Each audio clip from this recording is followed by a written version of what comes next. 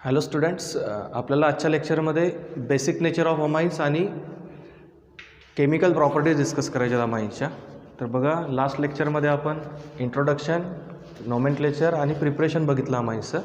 आजच्या लेक्चरमध्ये आपण बघतोय बेसिक नेचर ऑफ अमाइन्स, म्हणजेच बेसिसिटी ऑफ अमाइन्स डिस्कस करायची आपल्याला. त्याच्यावरती कुठले फॅक्टर अफेक्ट करतात ते बघायचे.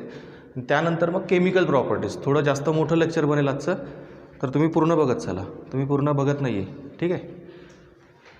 तर लक्ष द्या. पहिल्यांदा आपण डिस्कस करू आजचा टॉपिक महत्त्वाचा, basic nature of amines. Basic nature of amines. तर हे जे अमाइन्स असतात हे कसे असतात? बेसिक असतात. कोणत्या थेरीनुसार हे बेसिसिटी दाखवतात? तर according to Lowry Bronsted theory, Lowry Bronsted theory,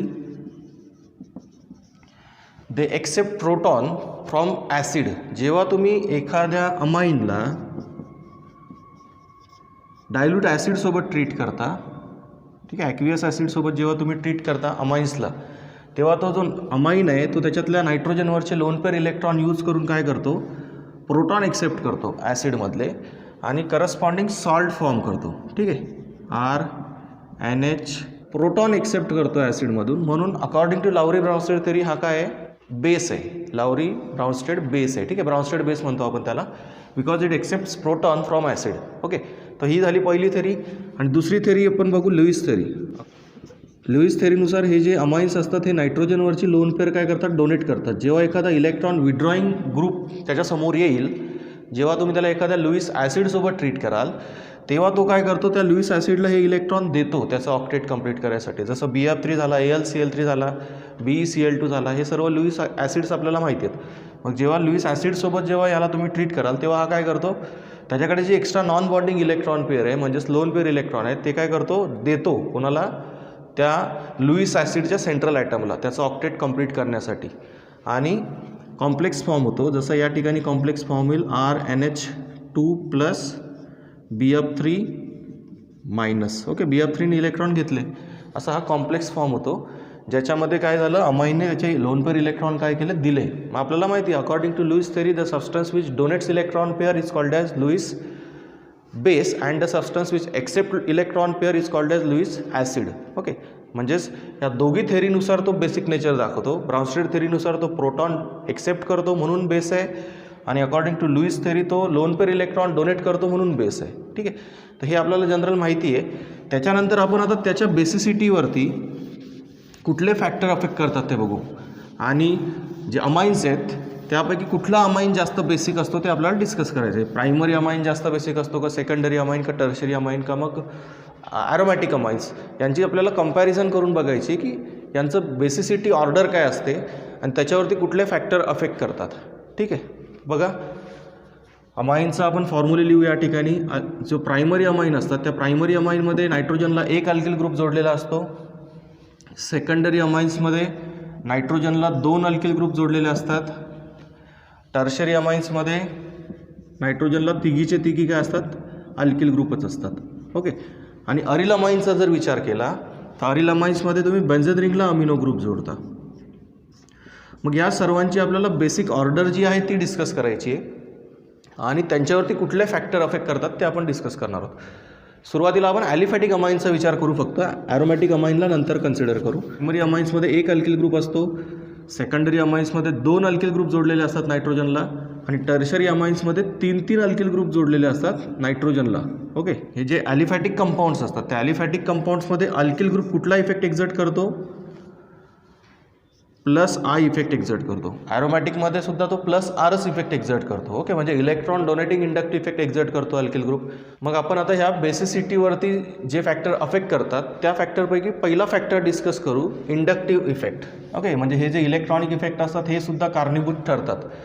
aliphatic अमाइन्समध्ये inductive effect responsible ठरतो आणि ॲरोमॅटिक अमाइन्समध्ये रेझोनन्स इफेक्ट रिस्पॉन्सिबल ठरतो. मग तो कशा प्रकारे इफेक्ट करतो त्या अमाइन्सच्या बेसिसिटीवरती ते आपण बघतोय. लक्ष द्या व्यवस्थित. तर हे मी तिघी एक्झाम्पल तुम्हाला सांगितले, जनरल फॉर्म्युले सांगितले, primary amines, secondary amines, tertiary amines. Okay, मग आपण आता एक एक्झाम्पल बघू. बघा, CH3NH2 मिथिल अमाइन. त्याच्यानंतर घेऊ आपण डायमिथिल अमाइन CH3NH CH3, ठीक आहे. आणि टर्शरी अमाईनचे घेऊ ट्रायमिथिल अमाईन. ट्रायमिथिल अमाईनमध्ये नायट्रोजनला 3 मिथिल ग्रुप जोडलेले असतात. टर्शरी अमाईन आहे हा. मग लक्षात घ्या, हे जे अल्किल ग्रुप मी या ठिकाणी जोडलेत अमिनो ग्रुपला, हे अल्किल ग्रुप कुठला इफेक्ट एक्झर्ट करतील? प्लस आय इफेक्ट एक्झर्ट करतील. Okay, plus I effect exert करतील. प्लस आय इफेक्ट जर ते एक्झर्ट करतील तर ते काय करतात इनडायरेक्टली, त्याची जी इलेक्ट्रॉन डेन्सिटी असते ती काय करतात नायट्रोजनला सप्लाय करतात. मग जर नायट्रोजनवरती इलेक्ट्रॉन डेन्सिटी वाढली तर त्या अमाईनची बेसिसिटी वाढेल का कमी होईल? एक लक्षात घ्या, बेसिक नेचर का दाखवतो अमाईन्स हे बेसिक नेचर का दाखवतात? कारण ते हे लोन पेअर इलेक्ट्रॉन काय करतात देतात. एक तर प्रोटॉन घ्यायसाठी देतील किंवा कोणाला तरी जो इलेक्ट्रॉन डिफिशियंट असेल त्याला देतील बॉन्ड फॉर्म करण्यासाठी, त्याचा ऑक्टेट कंप्लीट करण्यासाठी. म्हणजेच नायट्रोजन बाहेर कोणाला तरी इलेक्ट्रॉन पेअर देतोय तर त्याला जर इलेक्ट्रॉन देणारा ग्रुप तुम्ही जोडताय तर त्याचं बेसिक नेचर वाढेल का कमी होईल? तर त्याचं बेसिक नेचर काय होईल? इन्क्रीज होईल, कारण तुम्ही त्याला इलेक्ट्रॉन सप्लाय करणारा ग्रुप जोडताय. ठीक आहे. सेकंड एक्झाम्पलमध्ये 2 मिथिल ग्रुप आहेत, म्हणजे 2 अल्किल ग्रुप आले, म्हणजे अजून जास्त इलेक्ट्रॉन डेन्सिटी वाढेल नायट्रोजनवरती. म्हणजे त्यांनी दिले तरी त्याला इतका फरक पडणार नाही, कारण त्याला देणारे ग्रुप आहेत. ओके. टर्शरी अमाईन्समध्ये 3 अल्किल ग्रुप आहेत, त्याच्यामुळे तो अजून जास्त बेसिक नेचर दाखवेल. ठीक आहे. मग normally according to inductive effect तुमची जी ऑर्डर असते बेसिसिटीची ॲलिफॅटिक अमाईन्सची ती कशी असते? Primary amines are less basic than secondary amines and secondary amines are less basic than tertiary amines. मग तुमची डिक्रीजिंग ऑर्डर कशी ॲलिफॅटिक अमाईन्ससाठी बेसिक नेचरसाठी? तर tertiary amines are more basic than secondary, secondary more basic than primary. Okay. According to inductive effect पहिला factor बघतोय आपण inductive effect. अजून 2 फॅक्टर आपल्याला डिस्कस करायचे आहेत. एक आहे सॉल्वेशन इफेक्ट आणि एक आहे crowding or steric effect. Okay. मग ते दोघी इफेक्टचा अजून काय परिणाम होतो तो पुढे आपण डिस्कस करू. थोडा थेरॉटिकल टॉपिक आहे, बट मी तुम्हाला कमीत कमी वेळेत समजवायचा प्रयत्न करतो आहे. ठीक आहे. तर फर्स्ट फॅक्टर आपण डिस्कस केला इंडक्टिव्ह इफेक्ट. त्याच्यानंतर एक लक्षात घ्या, हे जे अमाईन्स असतात हे 2 फेजमध्ये असतात. एक तर ते लिक्विड फेजमध्ये असतील किंवा गॅसियस फेजमध्ये असतील, म्हणजे फॉर्ममध्ये असतील. एक तर गॅसियस फॉर्ममध्ये असतील किंवा लिक्विड फॉर्ममध्ये असतील. जर ते गॅसियस फॉर्ममध्ये असतील तर नॉर्मल ॲलिफॅटिक अमाईनची जी ऑर्डर असते बेसिसिटीची ती हीच असते. म्हणजेच tertiary amines more basic than secondary, secondary more basic than primary for gaseous phase only. जर तुमचा अमाईन गॅसियस फेजमध्ये असेल तर, कारण गॅसियस फेजमध्ये सॉल्वेशन इफेक्ट नसतो. ओके. सॉल्वेशन इफेक्ट म्हणजे काय तेही तुम्हाला थोड्या वेळात कळेल. बघा मी सांगतो तुम्हाला कळलं आहे. According to inductive effect gaseous अमाईनसाठी, गॅसियस फेजमध्ये असलेल्या अमाईनसाठी किंवा नॉर्मल अमाईनसाठी, लिक्विड फेजमध्ये असो का गॅसियस फेजमध्ये असो, अकॉर्डिंग टू इंडक्टिव्ह इफेक्ट तुमची ऑर्डर ही असते. टर्शरी अमाईन्स सगळ्यात जास्त बेसिक असतात, कारण त्याच्यामध्ये तुम्ही 3 अल्किल ग्रुप जोडलेले आहेत नायट्रोजनला. ठीक आहे. सगळ्यात कमी बेसिक कोण असतं तर प्रायमरी अमाईन्स, कारण त्यांना इलेक्ट्रॉन देणारा एकच अल्किल ग्रुप जोडलेला आहे. 2 हायड्रोजन आहेत नायट्रोजनवरती. ओके. पुढचा फॅक्टर बघा. मग जो नेक्स्ट फॅक्टर आपल्याला डिस्कस करायचा आहे तो आहे सॉल्वेशन इफेक्ट. सॉल्वेशन इफेक्ट म्हणजे काय बघा, तुमचे जे अमाईन्स असतात त्या अमाईन्सला तुम्ही जेव्हा एखाद्या ॲसिडसोबत ट्रीट करता तेव्हा त्याच्यापासून काय तयार होतं? अमोनियम आयन फॉर्म होतात, अमोनियम कटायन. ओके. मग हे जे अमोनियम कटायन आहेत, ह्या अमोनियम कटायनची स्टॅबिलिटी या अमोनियम कटायनच्या स्टॅबिलिटीवरती डिपेंड करतं की तुमचा तो अमाईन किती बेसिक नेचर दाखवेल. जास्त बेसिक नेचर दाखवेल का कमी दाखवेल हे त्याच्या स्टॅबिलिटीवरती डिपेंड करतं. मग त्याची जी स्टॅबिलिटी कोणावरती डिपेंड असते तर त्याच्या सॉल्वेशन इफेक्टवरती डिपेंड असते. जेवढं जास्त सॉल्वेशन होईल तितका त्याची एनर्जी काय होते? कमी होते. आणि जितकं सॉल्वेशन कमी होईल तितकी त्याची एनर्जी हाय राहते. जितकी एनर्जी हाय तितकी स्टॅबिलिटी कमी. स्टॅबिलिटी कमी म्हणजेच त्याचं बेसिक नेचरसुद्धा काय होईल? कमी होईल. मग लक्षात घ्या, according to that solvation effect जे प्रायमरी अमाईन्स असतात त्या प्रायमरी अमाईन्समध्ये म्हणजे त्याच्याकडे बघा एका बाजूनेच अल्किल ग्रुप आहेत, बाकीचे तिघी काय आहेत त्याला हायड्रोजन आहेत. बरोबर. मग जेव्हा तुम्ही याला वॉटरमध्ये मिक्स कराल तेव्हा वॉटरमध्ये मिक्स केल्यानंतर ॲक्वियस फेजसाठी विचार करतोय आपण, वॉटरसोबत मिक्स केल्यावर काय होईल? त्याचं 3 हायड्रोजनसोबत सॉल्वेशन इफेक्ट होईल. म्हणजे त्याला किती वॉटर मॉलिक्यूल सराउंड करतील त्या प्रायमरी अमाईनपासून तयार झालेल्या कॉन्जुगेट बेसला, तर 3 वॉटर मॉलिक्यूल त्याला काय करतील? सराउंड करतील. मग जितके वॉटर मॉलिक्यूल सराउंड करतील म्हणजे जितकं जास्त सॉल्वेशन होईल तितकं त्याची स्टॅबिलिटी काय होते? इन्क्रीज होते. ओके. स्टॅबिलिटी का वाढते? कारण त्याचं सॉल्वेशन जास्त होतं आहे. सॉल्वेशन जास्त झालं म्हणजे त्याची एनर्जी कमी होईल. म्हणजे एनर्जी कमी झाली म्हणजे स्टॅबिलिटी वाढली. ओके. तर बघा त्याला 3 वॉटर मॉलिक्यूल सराउंड करतील. समजतंय का तुम्हाला? बघा नीट लक्षात घ्या, सोपा टॉपिक आहे.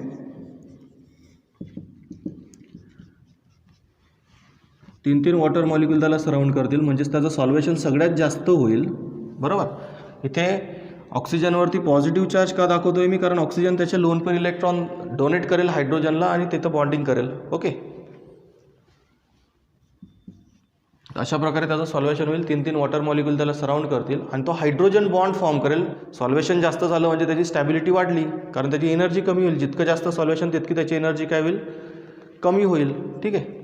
जर तुम्ही सेकंडरी अमाईनचा विचार केला या ठिकाणी, तर सेकंडरी अमाईनमध्ये काय असेल स्टुडंट्स, 2 R ग्रुप असतील. ओके, 2 R ग्रुप असतील, 2च हायड्रोजन असतील. ओके, सेकंडरी अमाईन घेतोय आपण. आता बघा, सेकंडरी अमाईन जर घेतला, प्रायमरी अमाईनपेक्षा त्याचं सॉल्वेशन कमी होतं, म्हणजेच प्रायमरी अमाईनपेक्षा त्याची एनर्जी काय आहे, जास्त आहे.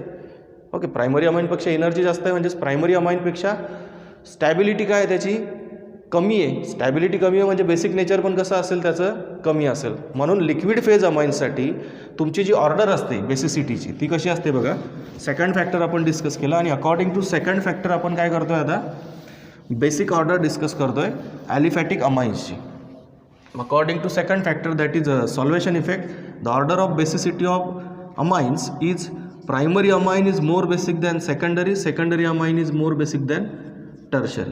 वरची जी ऑर्डर होती ती कशी होती, वरची ऑर्डर होती तुमची according to inductive effect, tertiary amine more basic than secondary, secondary more basic than primary. Decreasing order लिहितोय आपण. ओके, जो सगळ्यात जास्त बेसिक आहे तो अगोदर लिहितोय, सगळ्यात कमी बेसिक जो आहे तो शेवटी लिहितोय. मग अकॉर्डिंग टू इंडक्टिव्ह इफेक्ट तुमची ही ऑर्डर होती. Okay, according to this plus I effect of alkyl groups. And according to solvation effect, solvation effect, आणि सॉल्वेशन इफेक्ट कोणामध्ये असतो तर लिक्विड अमाईन्समध्ये असतो. म्हणजे जे ॲक्वियस फेजमधले अमाईन्स आहेत त्यांच्यासाठी आपल्याला ही ऑर्डर लक्षात ठेवायची. ठीक आहे. मग ॲक्वियस अमाईन्ससाठी तुमची ऑर्डर ही असेल, प्रायमरी अमाईन सगळ्यात जास्त बेसिक असेल, कारण त्याचं सॉल्वेशन जास्त होईल. जितकं सॉल्वेशन जास्त तितकी त्याची एनर्जी कमी. एनर्जी कमी, जितकी एनर्जी कमी तितकंच त्याची स्टॅबिलिटी जास्त, आणि स्टॅबिलिटी जितकी जास्त तेवढीच त्याचं बेसिक नेचरसुद्धा काय असेल, जास्त असेल. त्याची बेसिसिटी काय असेल, जास्त असेल. समजतंय?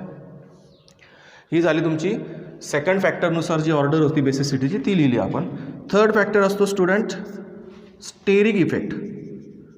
स्टेरिक इफेक्ट म्हणजे काय आता लक्षात घ्या. What is steric effect? Primary अमाईन्समध्ये स्टेरिक हिंड्रन्स सगळ्यात कमी असतो, कारण एकच अल्किल ग्रुप असतो. बरोबर. जे सेकंडरी अमाईन्स असतात त्यांच्यामध्ये 2 अल्किल ग्रुप असतात नायट्रोजनला जोडलेले, म्हणजे तिथे स्टेरिक हिंड्रन्स वाढला. 2 बल्की अल्किल ग्रुप नायट्रोजनला जोडलेले, म्हणून त्याची स्टॅबिलिटी कमी. टर्शरी अमाईन्समध्ये 3 अल्किल ग्रुप असतात नायट्रोजनला जोडलेले डायरेक्टली, त्याच्यामुळे त्याची स्टॅबिलिटी सगळ्यात कमी येते. लक्षात येते? म्हणून अकॉर्डिंग टू स्टेरिक इफेक्ट किंवा according to steric hindrance, the order of stability of amines is primary amine is more stable than secondary, and secondary more stable than tertiary. ही कोणती ऑर्डर आहे आता इथं जे लिहिलेली, ही सुद्धा डिक्रीजिंग ऑर्डर आहे. म्हणजे सेम तुमची हीच ऑर्डर येईल पुन्हा एकदा. Primary amines are more stable than secondary, secondary more stable than tertiary. म्हणजे हे जे शेवटचे 2 फॅक्टर आपण आता डिस्कस केले, सॉल्वेशन इफेक्ट आणि स्टेरिक हिंड्रन्स, त्यांच्यानुसार जी ऑर्डर असते तुमची अमाईन्सच्या बेसिसिटीची ती कशी असते. Primary amine is more basic than secondary, secondary more basic than tertiary. फक्त सुरुवातीला जो आपण एक इफेक्ट बघितला इंडक्टिव्ह इफेक्ट, त्या इंडक्टिव्ह इफेक्टनुसार जितके जास्त अल्किल ग्रुप असतील अमाईन्समध्ये नायट्रोजनला जोडलेले, तितका त्याच्यामध्ये प्लस आय इफेक्ट जास्त असतो. प्लस आय इफेक्ट जितका जास्त तितकंच त्याच्यावरती नायट्रोजनवरती इलेक्ट्रॉन डेन्सिटी जास्त असते, त्याच्यामुळे तो इझिली इलेक्ट्रॉन काय करेल, दुसऱ्या ग्रुपला देईल. म्हणजेच तो लुईस थेरीनुसार जास्त बेसिक नेचर दाखवेल. त्याच्यामुळे तुमची जी ऑर्डर असेल बेसिसिटीची, अकॉर्डिंग टू इंडक्टिव्ह इफेक्ट काय होती, tertiary amines more basic than secondary, secondary more basic than primary. And according to steric hindrance and solvation effect, the order of basicity is primary amine more basic than secondary, secondary more basic than tertiary. ठीक आहे. आता आपण with example order discuss करू, ह्या दोघी फॅक्टरचा विचार करू. Okay, with example. मग बघा, आपण एक्झाम्पल घेऊ मिथिल अमाईन्सचे आणि इथिल अमाईन्सचे. ओके, मग मिथिल अमाईन्समध्ये आपण जर विचार केला तर मिथिल अमाईन्समध्ये तुमचा सगळ्यात जास्त जो बेसिक अमाईन असतो तो असतो तुमचा डायमिथिल अमाईन. कुठला अमाईन जास्त बेसिक असतो? डायमिथिल अमाईन हा सगळ्यात जास्त बेसिक नेचर दाखवतो. त्याच्यानंतर मिथिल अमाईन म्हणजेच प्रायमरी अमाईन जो असतो तो सगळ्यात जास्त बेसिक नेचर दाखवतो. आणि सगळ्यात कमी कोण दाखवतो तर तुमचा जो टर्शरी अमाईन असतो. अकॉर्डिंग टू दिस 3 फॅक्टर, म्हणजे ह्या 3 फॅक्टरचा विचार करून तुमची जी ऑर्डर फिक्स करतो आपण किंवा एक्सपेरिमेंटली जी ऑर्डर डिराईव्ह केलेली आहे अमाईन्सच्या बेसिसिटीची ती अशी असते. कोणासाठी? मिथिल अमाईन्ससाठी. कोण सगळ्यात जास्त बेसिक असतो? तर सेकंडरी. कारण सेकंडरी अमाईन्स या दोघी ऑर्डरमध्ये बघा सेकंड पोझिशनलाच आहेत, म्हणून त्यांना इथं आपण काय केलं? फर्स्ट पोझिशनला घेतलं. Secondary amine that is dimethyl amine is more basic than methyl amine. Methyl amine कसा होता? प्रायमरी होता. मिथिल अमाईनसाठी जेव्हा छोटा ग्रुप असेल तेव्हा तो छोटा म्हणजे प्रायमरी अमाईन आहे तो 2 नंबरला येतो, टर्शरी अमाईन शेवटी येतो. ओके. आता इथिल अमाईन्ससाठी बघू बघा आपण ऑर्डर. इथिल अमाईन्समध्ये तुमचा परत एकदा जो सेकंडरी अमाईन असेल म्हणजेच डायइथिल अमाईन असेल तो जास्त बेसिक नेचर दाखवेल. त्याच्यानंतर ट्रायइथिल अमाईन टर्शरी येतो ह्या ठिकाणी. ट्रायइथिल अमाईन सगळ्यात जास्त बेसिक असतो सेकंड पोझिशनला. त्यानंतर सगळ्यात कमी जो असतो बेसिक तो असतो तुमचा इथिल अमाईन. मग एक लक्षात घ्या, फर्स्ट पोझिशनला तुमचा दोघी ठिकाणी काय? सेकंडरी अमाईन आहे, जो तुमचा या नॉर्मल ऑर्डरमध्ये सेकंड पोझिशनला येत होता तिन्ही फॅक्टरनुसार. ओके. त्याच्यानंतर जर छोटा अमाईन असेल म्हणजेच बेसिक तुमचं जे काही पहिलं युनिट आहे अमाईनचं ते असेल तर सेकंड पोझिशनला कोण येतो? प्रायमरी अमाईन येतो, मिथिल अमाईन. आणि सगळ्यात कमी बेसिक कोण येतो? तो ट्रायमिथिल अमाईन येतो. मिथिल अमाईन्ससाठी फक्त हे एक्सपेरिमेंटली ही प्रूव्ह केलेली ऑर्डर. ओके. एक्सपेरिमेंटली डिराईव्ह केलेली ऑर्डर ही मिथिल अमाईनच्या बेसिसिटीची. कोण सगळ्यात जास्त बेसिक? डायमिथिल अमाईन, त्याच्यानंतर मिथिल अमाईन आणि मग नंतर ट्रायमिथिल अमाईन. आणि जेव्हा तुम्ही मिथिल ग्रुपपेक्षा मोठा अल्किल ग्रुप जोडता नायट्रोजनला अमाईन्समध्ये त्यावेळेस त्याची जी ऑर्डर असते ती कशी असते? सगळ्यात जास्त सेकंडरी म्हणजेच डायइथिल अमाईन, त्यानंतर मोठा अल्किल ग्रुप घेतला तुम्ही मिथिलपेक्षा म्हणून सेकंड पोझिशनला तुमचा येतो मोठा जो सगळ्यात ट्रायइथिल अमाईन आहे तो येतो. ठीक आहे. सेकंड पोझिशनला कोण येतो? मग इथे ट्रायइथिल अमाईन येतो. आणि सगळ्यात कमी बेसिक कोण येतो? तर हा प्रायमरी अमाईन येतो, इथिल अमाईन. तर ही ऑर्डर कोणासाठी आहे? ही जी ऑर्डर आहे ही आहे इथिल अमाईनसाठी. डायइथिल अमाईन सगळ्यात जास्त बेसिक सेकंडरी आहे तो, नंतर ट्रायइथिल अमाईन टर्शरी आहे आणि इथिल अमाईन प्रायमरी आहे. ओके. तर ही ऑर्डर तुमची ॲलिफॅटिक अमाईन्ससाठी आहे. आपण तिघी फॅक्टर डिस्कस केले शॉर्टकटमध्ये आणि त्याच्यानुसार मग ह्या दोघी टाईपचे जे अमाईन्स आपल्याला बुकमध्ये दिलेत मिथिल अमाईन्स आणि इथिल अमाईन्स त्यांची बेसिक ऑर्डर कशी असते ते डिस्कस केलं. लक्षात ठेवायचं, मिथिल अमाईन्स असतील तेव्हा सेकंड पोझिशनला प्रायमरी आहे, इथिल अमाईन्स असतील तेव्हा सेकंड पोझिशनला टर्शरी आहे. ओके. काही विशेष नाही आहे, इझिली तुम्ही लक्षात ठेवू शकता. पुढचा टॉपिक जो आहे आता आपल्याला डिस्कस करायचा आहे basic nature of aryl amines. तर इथंच सांगतो बघा मी शॉर्टकटमध्ये, कारण मला इथे लगेच तुम्हाला कंपॅरेटिव्हली एक्सप्लेन करता येईल अरिल अमाईन्सला ॲलिफॅटिक अमाईन्ससोबत सुद्धा. त्याच्यामुळे इथं लक्ष द्या. जे अरिल अमाईन्स असतात त्याच्यात स्टुडंट बघा तुमचा जो नायट्रोजन असतो अमिनो ग्रुपचा तो नायट्रोजनचे जे लोन पेअर इलेक्ट्रॉन असतात ते लोन पेअर इलेक्ट्रॉन बेन्झीन रिंगसोबत कॉन्ज्युगेशनमध्ये असतात. आपण याचे रेझोनन्स स्ट्रक्चर बनवलेले आहेत ॲनिलिनचे. ओके. मग ते ॲनिलिनचे जे नायट्रोजनवरचे लोन पेअर इलेक्ट्रॉन आहेत नॉन बॉन्डिंग इलेक्ट्रॉन पेअर जे आहेत ते इलेक्ट्रॉन बेन्झीन रिंगच्या पाय इलेक्ट्रॉनसोबत कॉन्ज्युगेशनमध्ये असतात. ओके. आणि मग ते त्याच्यासोबत कॉन्ज्युगेशनमध्ये असल्यामुळे काय होईल, ती जी लोन पेअर इलेक्ट्रॉन आहेत ते बाहेर तो कोणाला द्यायला अवेलेबल नसतील, त्याच्यामुळे ते लोन पेअर इलेक्ट्रॉन तो कोणाला देणार नाही किंवा कोणाकडून प्रोटॉनसुद्धा घेणार नाही. ठीक आहे. कारण ते इलेक्ट्रॉन कोणासोबत कॉन्ज्युगेशनमध्ये आहेत तर बेन्झीनच्या पाय इलेक्ट्रॉनसोबत कॉन्ज्युगेशनमध्ये आहेत. बरोबर. म्हणजे ते इलेक्ट्रॉन काय ऑलरेडी एंगेज आहेत कोणासोबत? बेन्झीन रिंगसोबत. त्याच्यामुळे बाहेरच्या कुठल्या दुसऱ्या ग्रुपला ते इलेक्ट्रॉन पेअर तो देऊ शकत नाही किंवा त्या लोन पेअर इलेक्ट्रॉनचा यूज करून तो प्रोटॉनसुद्धा एक्सेप्ट करू शकत नाही. म्हणजे दोघी थेरी ज्या काय होतात त्या ठिकाणी फेल होतात ॲरोमॅटिक अमाईन्ससाठी. आणि त्याच्यामुळेच मग हे जे ॲरोमॅटिक अमाईन्स असतात हे या ॲलिफॅटिक अमाईन्सपेक्षा सुद्धा कसे असतात? कमी बेसिक असतात. ओके. सगळ्यात कमी बेसिक असतात. मग आपण आता इथे एक्झाम्पल घेऊन बघू. त्याच्यामध्ये आपण अमोनिया सहित ॲलिफॅटिक अमाईन आणि ॲरोमॅटिक अमाईनचं एक एक्झाम्पल घेऊ. प्रायमरी सेकंडरी टर्शरीचं एक एक्झाम्पल, त्याच्यानंतर ॲरोमॅटिक अमाईनचं एक एक्झाम्पल आणि अमोनिया सगळ्यात सेंटरला येतो. ठीक आहे. तर बघा लक्ष द्या. तुम्हाला ॲरोमॅटिक अमाईन कमी बेसिक नेचर का दाखवतात समजलं तर त्यांच्यामध्ये जे काही लोन पेअर इलेक्ट्रॉन असतात नायट्रोजनवरती ते लोन पेअर इलेक्ट्रॉन काय असतात? बेन्झीनसोबत कॉन्ज्युगेशनमध्ये असतात. त्याच्यामुळे ते इलेक्ट्रॉन तो कोणाला देऊ शकत नाही, ना प्रोटॉन एक्सेप्ट करायसाठी ना कोणाला तो ऑक्टेट कंप्लीट करायसाठी ते इलेक्ट्रॉन पेअर सप्लाय करेल. आणि त्याच्यामुळे त्यांची बेसिक नेचर कसं असतं ॲरिल अमाईन्सचं एक कमी असतं. ते ॲलिफॅटिक अमाईन्सपेक्षाच काय असतात? कमी बेसिक असतात. ॲलिफॅटिक अमाईन सोडा अमोनियापेक्षा सुद्धा त्यांचं बेसिसिटी जी असते ती काय असते? कमी असते. ओके. तर मग लक्ष द्या इथे. आणि सपोज समजा एखाद्या ॲरोमॅटिक अमाईनने प्रोटॉन एक्सेप्ट केलाच, प्रोटॉन समजा घेतलाच ॲसिडकडून, लावरी ब्रॉन्सर थेरी त्यांनी उभे केलीच, तर त्याच्यापासून जे काही आयन तयार होतात त्या आयनला आपण म्हणतो ॲनिलिनियम आयन म्हणतो. काय म्हणतो? ॲनिलिनियम आयन म्हणतो त्यांना आपण. आणि त्या ॲनिलिनियम आयनचे रेझोनन्स स्ट्रक्चर बनत नाहीत.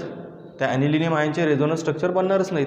ओके, कसे रेझोनन्स स्ट्रक्चर बनतील त्याचे? फक्त हे मधले पाय इलेक्ट्रॉन तुम्ही फक्त फिरवू शकता, बाकी नायट्रोजन पार्टिसिपेट करणार नाही. त्याच्यामुळे त्याचे रेझोनन्स स्ट्रक्चर किती बनतील? फक्त 2 बनतील. आणि मग जर रेझोनन्स स्ट्रक्चर त्याचे 2च आहेत तर त्याची जी स्टॅबिलिटी असेल ती स्टॅबिलिटी काय असेल? नॉर्मल ॲनिलिनपेक्षाही काय असेल? तो कमी स्टेबल असेल. ओके, समजतं आहे का? बघा, त्याचे रेझोनन्स स्ट्रक्चर किती बनतील? फक्त 2च बनतील. म्हणजेच नॉर्मल ॲनिलिनचे तरी 4 रेझोनन्स स्ट्रक्चर बनतात, याचे किती बनतील? फक्त 2च रेझोनन्स स्ट्रक्चर बनतील. म्हणजेच जरी त्यांनी प्रोटॉन एक्सेप्ट केला तरी नॉर्मल ॲनिलिनपेक्षा काय होते? त्याची स्टॅबिलिटी कमी होते. जेव्हा हा ॲनिलिन प्रोटॉन एक्सेप्ट करतो तेव्हा त्याचा जो काही पुढे कॉन्जुगेट ॲसिड तयार होईल, त्या कॉन्जुगेट ॲसिडची जी काही स्टॅबिलिटी आहे ती नॉर्मल ॲनिलिनपेक्षाही कशी असते? कमी असते. ठीक आहे, नॉर्मल ॲनिलिनपेक्षा त्याची बेसिसिटी किंवा त्याची जी स्टॅबिलिटी आहे ती कमी असते. स्टॅबिलिटी कमी म्हणजेच त्याचं बेसिक नेचर कमी. म्हणून तो असे ॲनिलिनियम आयन तयार करत नाही, कारण त्याची नॉर्मल ॲनिलिनची स्टॅबिलिटी तो स्वतःहून कशाला कमी करून घेईल? प्रोटॉन एक्सेप्ट करेल आणि ॲनिलिनियम आयन जर तयार होतील तर ॲनिलिनियम आयन हे नॉर्मल ॲनिलिनपेक्षा कमी स्टेबल आहेत. त्याच्यामुळे तो प्रोटॉन एक्सेप्ट करायच्या भानगडीत पडत नाही. तो जसा आहे तसाच राहतो. त्याचे इलेक्ट्रॉन फक्त बेन्झीन रिंगला देतो, कारण बेन्झीन रिंगला जर त्यांनी इलेक्ट्रॉन दिले तर त्याचे 4-4, 5-5 रेझोनन्स स्ट्रक्चर तयार होतात. ओके, आणि जर तो अशा प्रोटॉन घ्यायच्या भानगडीत पडला तर जो काही करस्पॉन्डिंग कॉन्जुगेट ॲसिड तयार होतो त्याचे रेझोनन्स स्ट्रक्चर फक्त 2च असतात. म्हणजे त्याची स्टॅबिलिटी काय होते? नॉर्मल ॲनिलिनपेक्षा कमी होते. ओके, समजतंय? म्हणून मग आपण आता एक्झाम्पल बघू. बघा, सगळ्या अमाइन्सचं एक एक्झाम्पल घेऊ आणि त्यांची ऑर्डर आपण डिसाईड करू या ठिकाणी. सपोज आपण जर इथिल अमाइन्स घेतले, इथिल अमाइन्समध्ये बघा C2H5 2NH हा तुमचा डायइथिल अमाइन सगळ्यात जास्त स्टेबल असेल. ऑलरेडी आपण ऑर्डर डिस्कस केली त्याची. ओके, त्याच्यानंतर ट्रायइथिल अमाइन सगळ्यात जास्त स्टेबल होता. थोड्या वेळापूर्वीच आपण ही ऑर्डर लिहून मोकळे झालो. ठीक आहे, त्याच्यानंतर सगळ्यात कमी बेसिक कोण होता? तुमचा primary amine, ethyl amine. Okay, मग ह्या इथिल अमाइनपेक्षा कमी बेसिक कोण असतं? तर अमोनिया. आणि तुम्ही जर समजा एखादा ॲरोमॅटिक अमाइन घ्यायचा असेल तर त्याची बेसिसिटी या नॉर्मल अमोनियापेक्षा सुद्धा काय असते? कमी असते. ओके, मग जर तुम्हाला असे 4-5 एक्झाम्पल दिले प्रायमरी, सेकंडरी, टर्शरी अमाइन्स म्हणजे ॲलिफॅटिक अमाइन्स आणि अरिल अमाइन्सचे, तर तुम्हाला लक्षात ठेवायचं आहे बेसिक नेचर कसं येईल? सगळ्यात जास्त बेसिक तुमचा सेकंडरी, नंतर मग तो प्रायमरी किंवा टर्शरी असेल. प्रायमरी केव्हा? जेव्हा मिथिल अमाइन असेल तेव्हा. टर्शरी केव्हा? मिथिलपेक्षा मोठा अल्किल ग्रुप असेल तेव्हा टर्शरीच घ्यायचं आहे आपल्याला सेकंड पोझिशनला. त्यानंतर मग प्रायमरी, मग फायनली तुमचा अरिल अमाइन येईल. अमोनिया तर देणार नाहीत ना तुम्हाला. ठीक आहे, याच्यातून आपल्याला एकच गोष्ट कळली की जे तुमचे अरिल अमाइन्स असतात त्यांचं बेसिक नेचर ॲलिफॅटिक अमाइन्सपेक्षा सुद्धा कसं असतं? कमी असतं. ठीक आहे, तर बघा विद्यार्थी मित्रांनो, आपण आता नेक्स्ट टॉपिक सुरू करतो आहे आपला chemical properties of amines. Chemical properties शिकत असताना सर्वात पहिले आपल्याला ज्या केमिकल प्रॉपर्टीज बघायच्या त्याच्यामध्ये आपल्याला बघायच्या डिस्टिंग्विशिंग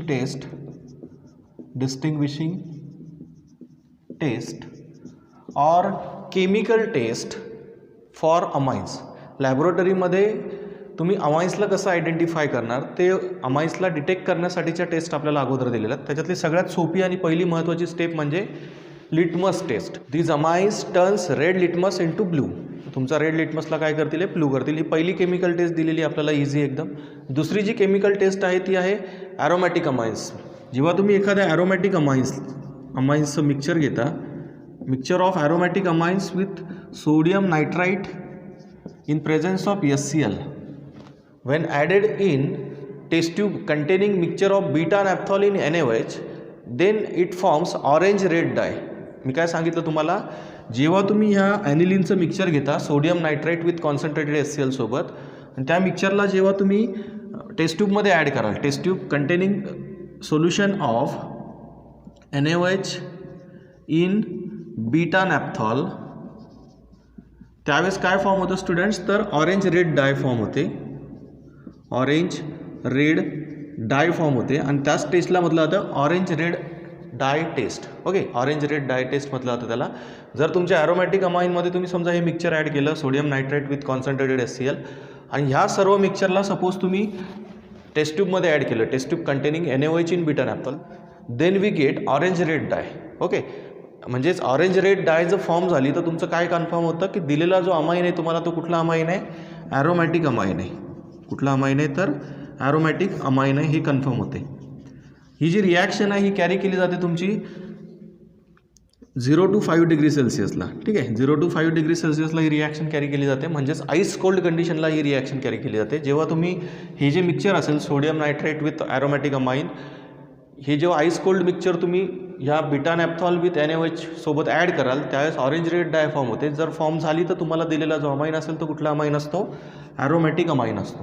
ठीक आहे, समजलं. तर अशा 2 केमिकल टेस्ट दिलेल्या आहेत सुरुवातीला. त्याच्यानंतरची जी रिॲक्शन आहे, फर्स्ट केमिकल रिॲक्शन आपल्याला बघायची आहे, ती आहे alkylation of amines. Alkylation of amines किंवा याला आपण म्हणतो Hofmann exhaustive alkylation reaction. Okay, Hofmann exhaustive alkylation. Okay, साधं आपण अल्कायलेशन ऑफ अमाइन्स म्हटलं तरी सुद्धा चालेल. ठीक आहे, या रिॲक्शनमध्ये काय केलं जातं स्टुडंट्स बघा, Wien primary amines treated with primary alkyl halide, ज्यावेळेस आपण प्रायमरी अमाइन्सला प्रायमरी अल्किल हलाइडसोबत ट्रीट करतो, हिटिंग करतो, त्यावेळेस आपल्याला मिक्सचर फॉर्म झालेलं भेटतं. कसलं मिक्सचर फॉर्म होतं तर लक्षात घ्या. पहिल्यांदा सेकंडरी अमाईन भेटेल आपल्याला, फर्स्ट हायड्रोजन रिप्लेस होईल त्या प्रायमरी अमाईनमधला, HX बाहेर पडेल, सेकंडरी अमाईन भेटेल. पुन्हा जर तुम्ही समजा ह्या सेकंडरी अमाईनला प्रायमरी अल्किल हलाइडसोबत हिटिंग केलं तर जो सेकंड हायड्रोजन आहे त्या अमाईनचा तो सुद्धा रिप्लेस होतो आणि काय फॉर्म होतं तर टर्शरी अमाईन फॉर्म होतो. काय फॉर्म होतो स्टुडंट्स, टर्शरी अमाईन फॉर्म होतो. पुन्हा एक हायड्रोजन हलाइड मॉलिक्यूल बाहेर पडेल. फायनली जो नायट्रोजन उरला आहे तुमच्याकडे आता, त्या नायट्रोजनवरती जी लोन पेअर शिल्लक आहे ती लोन पेअरसुद्धा पुढच्या अल्किल हलाइड मॉलिक्यूलवरती अटॅक करते. त्याच्या अल्किल ग्रुपला स्वतःला तो नायट्रोजन अटॅच करून घेईल आणि त्या नायट्रोजनवरती चार्ज येतो पॉझिटिव्ह. मग जे पुढे सॉल्ट तयार होतात त्यांना आपण म्हणतो tetra alkyl ammonium halide salt म्हणतो. काय म्हणतो, tetra alkyl ammonium halide salt form होतात. अशा प्रकारे जेव्हा तुम्ही प्रायमरी अमाइन्सला अल्किल हलाइडसोबत ट्रीट करता, प्रायमरी अल्किल हलाइड फक्त काय पाहिजे आपल्याला, एक्सेसमध्ये पाहिजे. When primary amines treated with excess of primary alkyl halide then we get mixture of secondary amine, tertiary amine and quaternary ammonium salt. यांना काय म्हणतो आपण, क्वाटर्नरी अमोनियम सॉल्ट म्हणतो. किंवा तुम्ही त्यांना अजून काय नाव देऊ शकता, tetra alkyl ammonium salt, tetra alkyl ammonium halide. Okay, tetra alkyl ammonium halide. नायट्रोजनवर पॉझिटिव्ह चार्ज असला तर त्याला आपण अमोनियम आयन म्हणतो. ठीक आहे, नेक्स्ट पुढची जी रिॲक्शन स्टुडंट आपण बघणार आहोत ती बघायची आपल्याला हॉफमन इलिमिनेशन रिॲक्शन.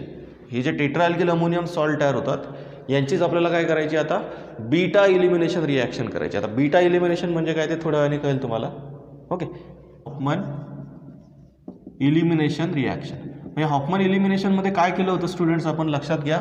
हे जे क्वाटर्नरी अमोनियम सॉल्ट आपण बनवले अल्कायलेशन रिॲक्शनमध्ये, हॉफमन अल्कायलेशनमध्ये जे क्वाटर्नरी अमोनियम सॉल्ट बनवले tetra alkyl ammonium halide salt, यांना जेव्हा आपण पहिल्या स्टेपमध्ये ॲक्वियस बेससोबत ट्रीट करतो त्यावेळेस पहिल्यांदा टेट्रा अल्किल अमोनियम हलाइडचं कन्वर्जन होतं टेट्रा अल्किल अमोनियम हायड्रॉक्साईडमध्ये. आणि पुढच्या स्टेपमध्ये जेव्हा आपण त्या क्वाटर्नरी अमोनियम हायड्रॉक्साईडला स्ट्रॉंग हिटिंग करतो तेव्हा त्याचं डिकम्पोजिशन होतं, त्याच्यामध्ये बीटा इलिमिनेशन होतं आणि करस्पॉन्डिंग अल्किन फॉर्म होतो आणि एक टर्शरी अमाईन फॉर्म होतो. ओके, तर थोड्या वेळात तुम्हाला रिॲक्शन कळेल. बघा आपण ती रिॲक्शन बघू. आता आपण एक्झाम्पल घेऊ डायरेक्ट त्याच्यामध्ये. आता इथे जनरल रिॲक्शन लिहिली होती, आपण आता एक्झाम्पल घ्यावं लागेल आपल्याला ती रिॲक्शन कळायसाठी, कारण जनरल रिॲक्शन घेऊन ते इलिमिनेशन तुम्हाला दाखवता येणार नाही ना. त्याच्यामुळे आपण आता हॉफमन इलिमिनेशनमध्ये एक्झाम्पल घेऊ students. C2H5 N CH3 CH3 CH3. याचं नाव काय students, ethyl trimethyl ammonium halide salt घेतले. मग आपण आता इथे हॅलोजनसुद्धा आपण घेऊन टाकू एक कुठला तरी Cl-. ओके, मग नाव काय याचं, इथिल ट्रायमिथिल अमोनियम क्लोराईड. जेव्हा आपण ह्या क्वाटर्नरी अमोनियम हलाइड सॉल्टला मॉइस्ट सिल्वर ऑक्साईडसोबत ट्रीट करतो, मॉइस्ट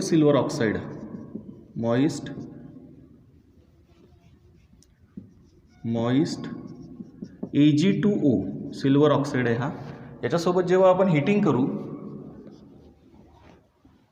तेव्हा ह्या मॉइस्ट सिल्वर ऑक्साईडमधला जो OH ग्रुप असेल, मॉइस्ट सिल्वर ऑक्साईड म्हणजेच काय AgOH. Okay, moist means water, Ag2O oxide आहे सिल्वरचा, त्याच्यासोबत जर वॉटर मिक्स झालं तर काय फॉर्म होतो, AgOH फॉर्म होतो. फर्स्ट चॅप्टरमध्येच आपण बघितलं आहे. मग हा जो AgOH असेल याच्यातले OH मायनस आयन जे ते काय करतात, या Cl मायनस आयनला रिप्लेस करतात फर्स्ट स्टेपमध्ये, आणि तुम्हाला या साईडला भेटतो टेट्रा अल्किल अमोनियम हायड्रॉक्साईड भेटतो. मग जो तुमचा टेट्रा अल्किल अमोनियम ग्रुप आहे तो कुठला आहे, इथिल ट्रायमिथिल अमोनियम क्लोराईड होता अगोदर, आता काय तयार होईल, हायड्रॉक्साईड तयार होईल. सबस्टिट्यूशन झाली सिम्पली. तुमचा जो Cl होता त्याला आपण काय केलं, OHने रिप्लेस केला त्या सॉल्टमध्ये. याचं जे नाव असेल ते काय असेल स्टुडंट, मग इथिल ट्रायमिथिल अमोनियम हायड्रॉक्साईड काय तयार झाला, इथिल ट्रायमिथिल अमोनियम, पहिले क्लोराईड होता आता काय झाला, हायड्रॉक्साईड झाला तयार. मग जेव्हा तुम्ही या इथिल ट्रायमिथिल अमोनियम हायड्रॉक्साईडला पुढच्या स्टेपमध्ये हिटिंग करता, on strong heating this ethyl trimethyl ammonium hydroxide get decompose to give ethene product. काय तयार होईल, इथिन प्रोडक्ट तयार होईल आणि ट्रायमिथिल अमाइन प्रोडक्ट भेटेल तुम्हाला एक. ओके, आणि साईड प्रोडक्ट काय भेटेल इथं स्टुडंट लक्षात घ्या, तुम्ही याच्यातला एक हायड्रोजन काढला बीटा पोझिशनचा आणि हा OH. Okay, H2O side product. कशी झाली रिॲक्शन, बीटा इलिमिनेशन कसं झालं बघा, तर जो सगळ्यात मोठा अल्किल ग्रुप असेल तुमचा नायट्रोजनला जोडलेला, मग इथे सगळ्यात मोठा अल्किल ग्रुप कुठला आहे, इथिल ग्रुप आहे. इथिल ग्रुप म्हणजे काय, CH2CH3. ओके, मग आपण काय केलं या ठिकाणी, तुमचा हा जो बीटा कार्बन आहे म्हणजे CH3 ग्रुपचा जो हायड्रोजन आहे त्या एका हायड्रोजनला काय केलं, काढून टाकलं. त्या एका हायड्रोजनला काढू आपण आणि ही बॉन्ड पेअर जाईल मध्ये इथे, आणि हा जो ही इकडची जी बॉन्ड पेअर असेल ही नायट्रोजनला रिटर्न होईल. म्हणजे त्याचा नायट्रोजनचा पॉझिटिव्ह चार्ज काय होईल, न्यूट्रल होईल. नॉर्मल तुमचा ट्रायमिथिल अमाइन फॉर्म झाला, ही बॉन्ड पेअर नायट्रोजनकडे गेल्यामुळे म्हणजेच नायट्रोजनचा पॉझिटिव्ह चार्ज न्यूट्रल केला आपण. ओके, आणि ही जी हायड्रोजनची बॉन्ड पेअर आहे हिला आपण इथे 2 कार्बनच्या मध्ये शिफ्ट केलं. बीटा कार्बनचा हायड्रोजन काढला आणि ती बॉन्ड पेअर मधल्या 2 कार्बनच्या मध्ये शिफ्ट केली आणि काय तयार झाला, इथिन फॉर्म झाला. म्हणजेच बीटा इलिमिनेशन रिॲक्शन होते सेकंड स्टेपमध्ये. ठीक आहे, आता नेक्स्ट चौथी रिॲक्शन बघायची स्टुडंट आपल्याला. ऑपमन इलिमिनेशन नंतरची फोर्थ रिॲक्शन आहे ती बघू आपण आता. तर बघा स्टुडंट, फोर्थ जी रिॲक्शन आहे ती आहे acylation of amines. Acylation of amines. जेव्हा आपण अमाइन्सचं असायलेशन करतो by using acid chloride or acid anhydrides in presence of pyridine base, then we get corresponding amide products. काय तयार होतात, तर अमाइड तयार होतात. बघा लक्ष द्या, जनरल रिॲक्शन सांगतो अगोदर, तुम्ही एक्झाम्पल बनवू शकता, फक्त एकदा लक्षात घ्या. जेव्हा तुम्ही अमाइनचं असायलेशन करता, बघा अमाइन घेतला मी, ते प्रायमरी अमाइन, तुम्ही प्रायमरी आणि सेकंडरी अमाइनचं असायलेशन करू शकता. टर्शरी अमाइनचं असायलेशन करता येणार नाही. का नाही करता येणार, तुम्हाला एक्झाम्पल बघितल्यावर कळेल. बघा, तर जेव्हा तुम्ही एखाद्या प्रायमरी अमाइनला किंवा सेकंडरी अमाइनला, हा घेतला मी primary amine, okay, acid chloride सोबत ट्रीट करता, मग आपण इथे ॲसिड क्लोराईड घेऊ. सपोज ॲसिड क्लोराईडचं एक्झाम्पल घेऊन टाकू आपण direct, CH3C double bond OCl. Okay, acid chloride घेतला. मग ह्या प्रायमरी अमाइनचा एक हायड्रोजन आणि ह्या ॲसिड क्लोराईडचा क्लोरीन बाहेर निघून जातील आणि हा एवढा जो पार्ट आहे तुमचा COCH3चा पार्ट तुम्ही इथं कंडेन्स करून टाकाल. म्हणजेच तुम्हाला या साईडला काय होईल, काय प्रोडक्ट भेटेल, तर RNH C double bond OCH3. Okay, acetamide भेटेल तुम्हाला, N अल्किल ॲसिटामाइड. तो अल्किल ग्रुप सपोज जर मिथिल ग्रुप घेतला असेल आपण या ठिकाणी, म्हणजे मिथॅनामाइन घेतलेला असता सपोज,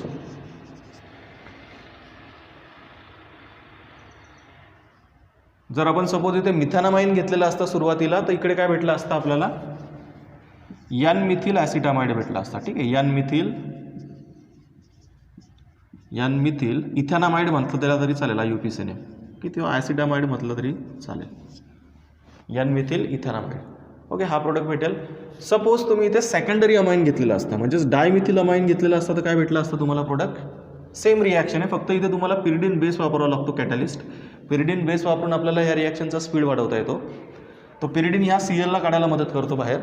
इथला हायड्रोजन तुमचा एक उरलेला आणि याच्यातला Cl निघून जाईल बाहेर आणि तुम्ही ह्या उरलेल्या पार्टला काय कराल, कंडेन्स कराल इथे. म्हणजेच तुमचा जो प्रोडक्ट असेल तो कुठला असेल स्टुडंट, मग एन एन डायमिथिल, फक्त इथे एक एन वाढेल आणि इथे मिथिलचं तुम्हाला करावं लागेल डायमिथिल. काय करावं लागेल? Dimethyl. N N dimethyl, N N dimethyl ethanamide. Okay, तुम्ही स्वतःही नंबर ऑफ एक्झाम्पल सॉल्व करून बघा. टर्शरी अमाईनमध्ये ही असायलेशन रिॲक्शन होत नाही. का होणार नाही टर्शरी अमाईन्समध्ये? कारण टर्शरी अमाईन सपोज तुम्ही जर घेतला तर टर्शरी अमाईनमध्ये तुम्हाला हायड्रोजन अवेलेबल नाही आहे. ओके, हायड्रोजन अवेलेबल नसल्यामुळे तुम्ही या हॅलोजनसोबत कुणाला बाहेर काढणार?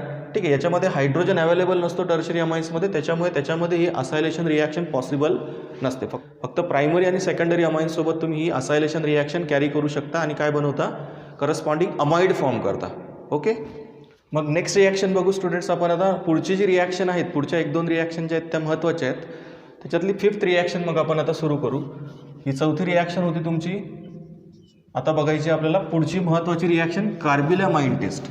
त्या टेस्टचं नाव असतं किंवा त्या रिॲक्शनचं नाव जे असतं ते असतं carbylamine test. Okay, carbylamine test असं का म्हटलं जातं याला? तर ह्या रिॲक्शनमध्ये कार्बिलामाइन्स फॉर्म होतात. मग आता कार्बिलामाइन्स म्हणजे काय नेमकं? तर त्यांना आपण म्हणतो आयसोसायनाइड्स. ओके, त्यांना काय म्हणतो आपण? आयसोसायनाइड्स म्हणतो. कार्बिलामाइन्स टेस्ट. ओके, और हिला म्हटलं जातं आयसोसायनाइड टेस्ट. ह्या टेस्टमध्ये काय केलं जातं स्टुडंट्स? वेन प्रायमरी ॲलिफॅटिक और ॲरोमॅटिक अमाइन्स, फक्त प्रायमरी अमाइन्ससाठी असते ही टेस्ट. मग तुम्ही ॲलिफॅटिक अमाइन घ्या किंवा ॲरोमॅटिक अमाइन घ्या, फक्त तो प्रायमरी असला पाहिजे. वेन प्रायमरी ॲलिफॅटिक और aromatic amines heated with chloroform in presence of base KOH, then it produces offensive odor compound, offensive odor substance. That substance is isocyanate, hence this test is called as isocyanate test. Okay, when primary aliphatic or aromatic amine treated with or heated with chloroform in presence of base, then it produces foul smelling, that is offensive smelling product, is called as isocyanate test or carbylamine test. तर इथे काय होतं student, जेव्हा तुम्ही primary अमाइनला, मग तो aromatic असो किंवा ॲलिफॅटिक असो, ठीक आहे, आपण जनरल घेतो रिॲक्शन, जेव्हा तुम्ही क्लोरोफॉर्मसोबत ट्रीट करता in presence of KOH, then it produces isocyanide RN∧C असा आयसोसायनाइड फॉर्म होतो आणि त्याचा जो ओडर असतो, त्याचा जो स्मेल असतो तो खूप ऑफेन्सिव्ह असतो. ही टेस्ट कोणासाठी वापरली जाते? तर प्रायमरी अमाइन्सला डिटेक्ट करण्यासाठी वापरली जाते. तो प्रायमरी अमाइन तुमचा ॲलिफॅटिक असो किंवा ॲरोमॅटिक असो, ठीक आहे, carbylamine test. When this primary amine treated with chloroform in presence of KOH, then it produces foul smelling isocyanides and hence this test is called as carbylamine test. कारण ह्या आयसोसायनाइडचं दुसरं नाव जे असतं ते काय असतं? कार्बिलामाइन. ओके, मग इथे मी लिहितो फॉल स्मेलिंग कार्बिलामाइन. ओके, तर कार्बिलामाइन फॉर्म होतात म्हणजेच आयसोसायनाइड फॉर्म होतात आणि साईड प्रोडक्ट काय तयार होईल स्टुडंट? 3KCl प्लस 3KCl बाहेर पडतील, हे 3K 3Cl आणि काय भेटेल अजून साईड प्रोडक्ट तुम्हाला? H2O. ओके, H2चे किती मॉलिक्यूल भेटतील? तर 3 H2 मॉलिक्यूल भेटतील. ओके, ठीक आहे, समजली रिॲक्शन. महत्त्वाची टेस्ट आहे ही. प्रायमरी ॲलिफॅटिक ॲरोमॅटिक अमाइन्सला डिटेक्ट करण्यासाठी या टेस्टचा वापर केला जातो. जर तुम्हाला दिलेल्या अमाइनमध्ये तुम्ही अशा प्रकारे क्लोरोफॉर्म आणि पोटॅशियम हायड्रॉक्साईड ॲड केला आणि जर फॉल स्मेलिंग ऑफेन्सिव्ह ओडर जर तुम्हाला आला, म्हणजे जर आयसोसायनाइड फॉर्म झाला तिथे, तर तुम्ही समजून जाता की ती जी तुम्हाला दिलेला जो अमाइन आहे तो कुठला आहे? प्रायमरी ॲलिफॅटिक किंवा ॲरोमॅटिक अमाइन आहे. ठीक आहे, तर बघा स्टुडंट्स, लास्ट रिॲक्शन आपल्याला डिस्कस करायची आता अमाइन्सची, ती आहे रिॲक्शन विथ नायट्रस ॲसिड. ह्या अमाइनची रिॲक्शन आपण बघणार आहोत आता नायट्रस ॲसिडसोबत. Reaction with nitrous acid. Nitrous ॲसिडचा फॉर्म्युला काय स्टुडंट्स? HNO2. आणि हा नायट्रस ॲसिड कसा बनवतो आपण ते बघा. ज्यावेळेस आपण सोडियम नायट्राईटला NaNO2ला HCl सोबत ट्रीट करतो त्यावेळेस काय प्रोड्यूस होतो तुमचा? हा HNO2 प्रोड्यूस होतो आणि NaCl बाहेर पडतो. ठीक आहे, मग जे प्रायमरी ॲलिफॅटिक अमाइन्स असतात, when primary aliphatic amines treated with that nitrous acid in presence of excess of HCl and ice cold condition. Ice cold कंडिशनला होती रिॲक्शन 273 to 278 केल्विनला होते, 0 to 5 डिग्री सेल्सिअसला. आणि या ॲलिफॅटिक अमाइनपासून ॲलिफॅटिक डायझोनियम सॉल्ट तयार होतात. ते सॉल्ट कसे असतील मग? RN triple bond N, positive charge नायट्रोजनवर आणि इकडे तुमचा जो Cl आहे त्याच्यावरती निगेटिव्ह चार्ज. ओके, अशा प्रकारे तुम्ही काय करता मग ॲलिफॅटिक डायझोनियम सॉल्ट प्रोड्यूस करता by treating this primary amines with nitrous acid. Primary aliphatic amines with nitrous acid. Okay, तुम्ही याला शॉर्टकटमध्ये कसं लिहू शकता? शॉर्टकटमध्ये लिहिताना त्याला तुम्ही असं लिहू शकता RN2 + Cl-. Okay, alkyl diazonium salt किंवा ॲलिफॅटिक डायझोनियम सॉल्ट तयार होतात. ठीक आहे. आणि जेव्हा तुम्ही आता बघा हे जे ॲलिफॅटिक डायझोनियम सॉल्ट असतात, this aliphatic diazonium salts are very unstable. कसे असतात ते? अनस्टेबल असतात, स्टॅबिलिटी एकदम कमी असते त्यांची आणि त्याच्यामुळे ते जास्त काळ टिकत नाहीत. मग जेव्हा असे अल्किल डायझोनियम सॉल्ट वॉटरच्या कॉन्टॅक्टमध्ये येतात, when this alkyl diazonium salts come in contact with water, जेव्हा ते वॉटरच्या कॉन्टॅक्टमध्ये येतील, मॉइश्चरच्या कॉन्टॅक्टमध्ये येतील, तेव्हा काय फॉर्म करून टाकतात ते? तर अल्कोहोल फॉर्म करतात. काय प्रोडक्ट फॉर्म करतात स्टुडंट्स? दे फॉर्म्स अल्कोहोल. ओके, आणि प्रायमरी अमाइन घेतला होता म्हणून प्रायमरी अल्कोहोलच तयार होईल. ओके, मग काय झालं सिम्पली याच्यातला जो H2 तुमचा आहे त्या H2 मधला OH ग्रुप तुम्ही काय कराल? सिम्पली इथे N2 ला रिप्लेस करून टाकाल, ROH फॉर्म होईल आणि साईड प्रोडक्ट काय काय भेटतील? N2 गॅस बाहेर पडेल. ठीक आहे. हा जो तुमचा इंटरमिडिएट फॉर्म झाला होता अल्किल डायझोनियम सॉल्ट, तो अनस्टेबल असल्यामुळे त्याचा फर्दर पुढे तो वॉटरसोबत रिॲक्ट होऊन काय तयार करतो? अल्कोहोल तयार करतो. N2 गॅस बाहेर पडतो आणि अजून काय भेटेल? हा जो H उरला आहे तो H ह्या Cl सोबत निघून जाईल आणि काय तयार करेल? HCl side product.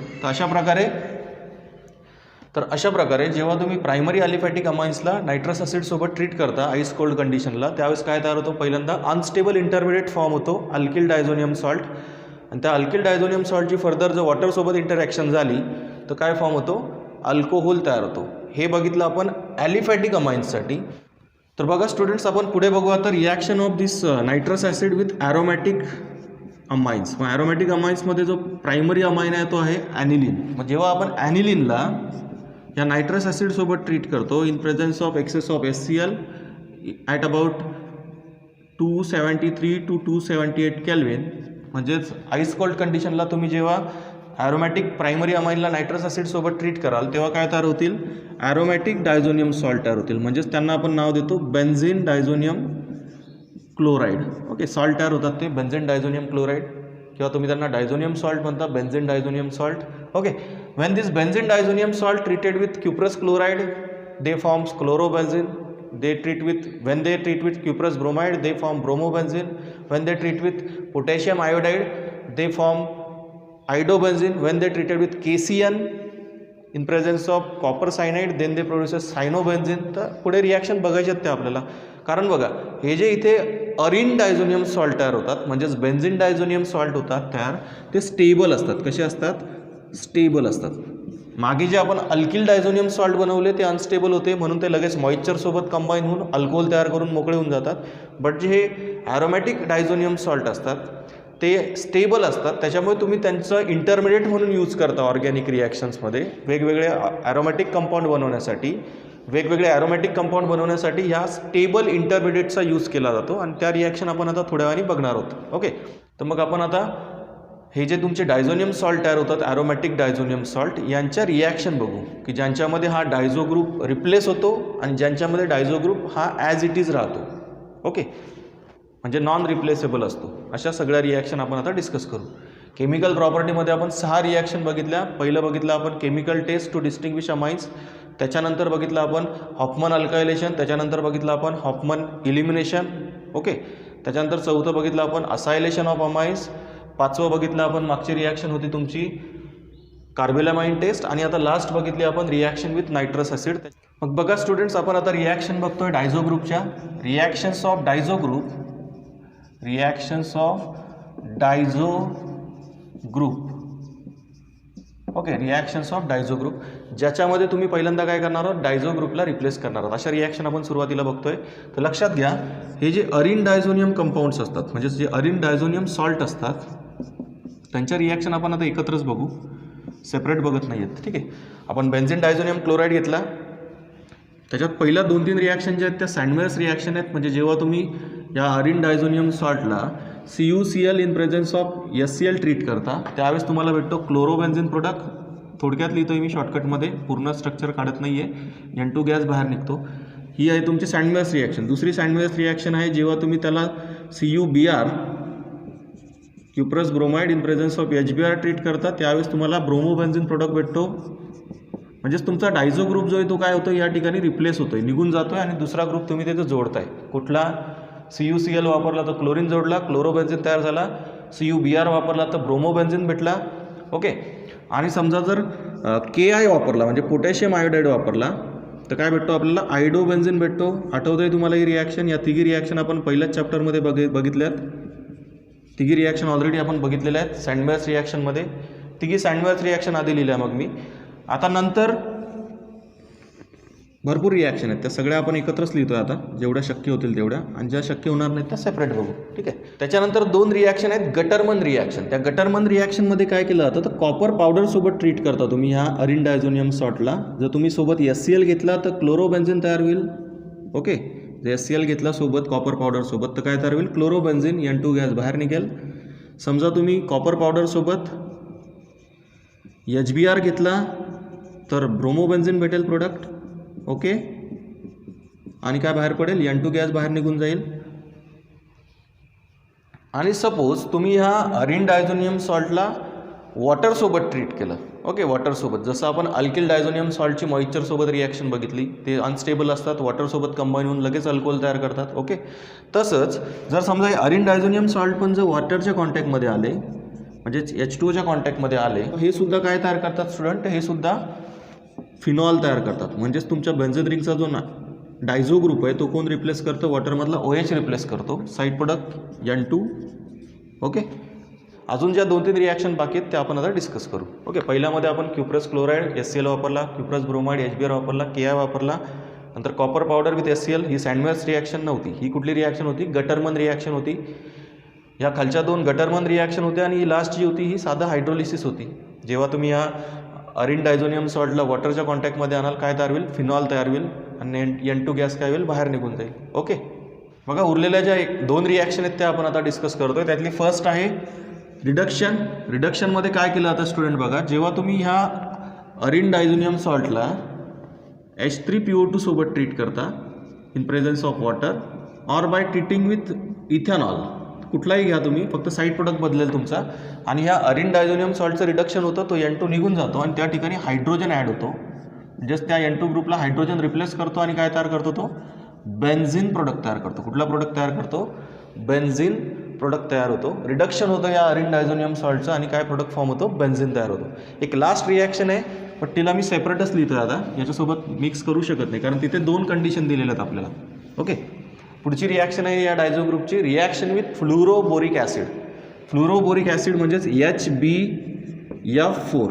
जेव्हा आपण या फ्लुरोबोरिक ॲसिडसोबत अरिन डायझोनियम सॉल्टला रिॲक्ट करतो त्यावेळेस काय तयार होतं स्टुडंट? लक्षात घ्या, 2 कंडिशन दिलेल्या आहेत आपल्याला. जेव्हा तुम्ही सोडियम नायट्राईटसोबत हिटिंग करता, त्याला sodium नायट्राईट with copper powder,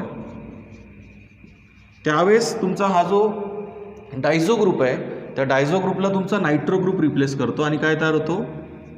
नायट्रोबेन्झीन product भेटतो. ओके. नायट्रोबेन्झीन प्रोडक्ट भेटेल, N2 गॅस बाहेर निघून जाईल.